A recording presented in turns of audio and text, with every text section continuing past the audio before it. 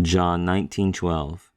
Ek tutu ho Pilatos ezete apolusai auton, hoide Judaioi ekraugasan legantes ean tutan apoluses uk e philas tu Kaisaras pas ha basilea auton poion antelege to Kaisari.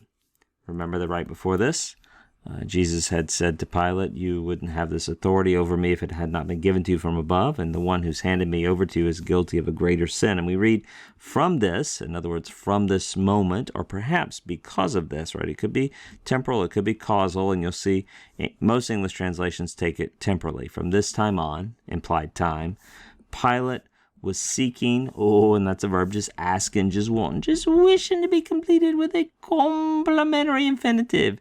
Pilate was seeking to release him. Auton is the direct object of the infinitive.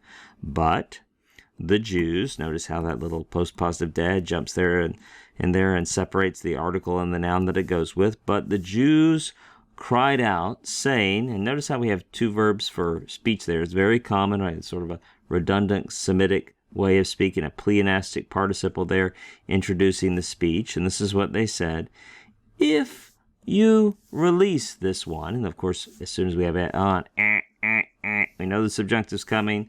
About a 70% chance it's going to be aorist, and we look, there's a sigma right there. Yes, it is an aorist. It's an aorist active subjunctive. That's a second person singular ending. There's your direct object, the demonstrative pronoun. If Pilate, they're speaking to Pilate, if you release this man, you are not a friend of Caesar, right? You're not a friend of Caesar. And then notice down here below, we have the participle poion, and then we have the article that goes with it. So that's the one doing, the one making. And then we have two accusatives. Accusative number one is the object. Accusative number two is the complement. So it's a double accusative construction. And so notice this is pos modifies that. So everyone who makes himself a king, so they're saying Jesus has made himself a king here. Everyone who makes himself a king opposes Caesar.